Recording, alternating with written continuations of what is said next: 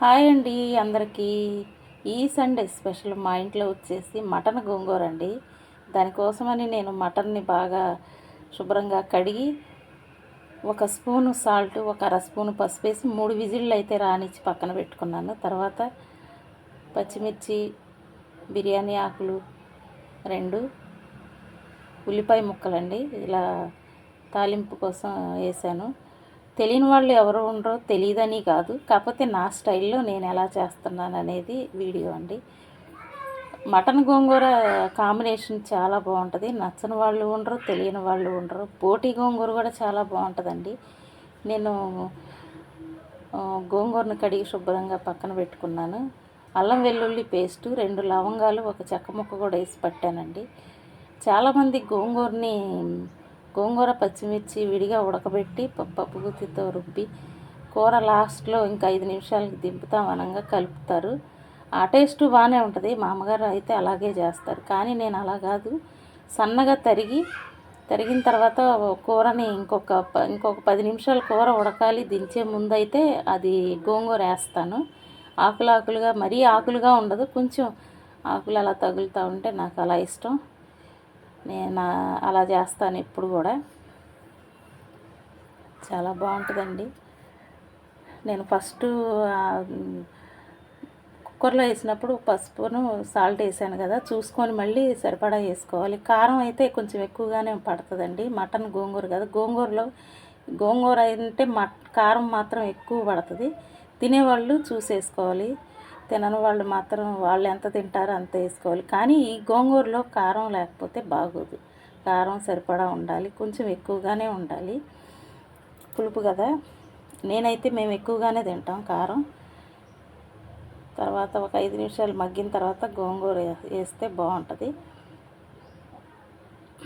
మరి ఈ సండే మీ ఇంట్లో స్పెషల్ ఏంటనేది కామెంట్ చేయండి. కొంచెం దగ్గరగా అయిందండి. ఇప్పుడు గోంగూర వేస్తే బాగుంటుంది. కొంచెం మటన్ లేతగానే ఉంది, అందుకే నేను 3 విజిల్ కంటే ఎక్కువ రానిలేదు. ఇప్పుడు గోంగూర సన్నగా తరిగి కడిగి వడగిన్నెలో పెట్టాను. వేసిన తర్వాత ఒక 5 నిమిషాలు మగ్గిన తర్వాత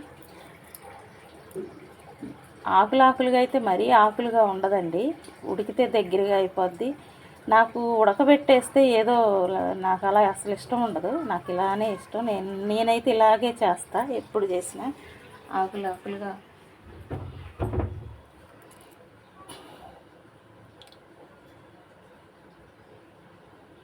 చాలా టేస్టీగా ఉంటుందండి. గోంగూర కాంబినేషను మటన్ గోంగూర,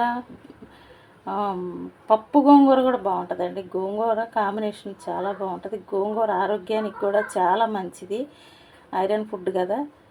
గోంగూర ఇష్టపడని వాళ్ళు ఎవరు ఉండరు. గోంగూర పచ్చడి కానీ, పచ్చిమిర్చి గోంగూర పచ్చడి కానీ, ఎండుమిర్చి కానీ, గోంగూర ఎండి చేపలు కానీ, గోంగూర కాంబినేషను అసలు ఇష్టపడని వాళ్ళు ఉండరు. అది గోంగూర దేనిలో వేసుకున్నా చాలా సూపర్గా ఉంటుంది కదా. ఇది నచ్చని వాళ్ళు ఎవరు ఉండరు. కొంచెం ఒక 5 నిమిషాలు ఉడికిన తర్వాత గరం మసాలా పొడి వేసానండి నేను. ధనియాలు, జీలకర్ర, ఆవాలు ఇవన్నీ నేను పొడి చేసి ఉంచుకుంటా ఇంట్లోనే, అది వేసాను. కొంచెం చెక్క లవంగాలు కూడా వేస్తాను. వేసి ఒక మిక్సీ బట్టి డబ్బాలో ఎప్పుడు ఉంటుంది ఇంట్లో గరం మసాలా పొడి తయారు చేసి పెట్టుకుంటా. ఇంకొక 2 నిమిషాలు ఉంచిన తర్వాత కొత్తిమీర వేసుకుంటే చాలా అయిపోయినట్టే. చాలా బాగుంటుంది టేస్టీగా. కారం మాత్రం ఎక్కువ ఉండాలండి దీంట్లోకి. కారం ఉంటేనే ఆ టేస్ట్ తెలుస్తుంది. అన్నీ సరిపడా ఉండాలి. కారం, సాల్ట్ అన్నీ చూసుకొని వేసుకోవాలి. దీనిలో మాత్రం కొంచెం కారంగానే ఉండాలి. చాలా టేస్టీగా తయారైపోయిందండి.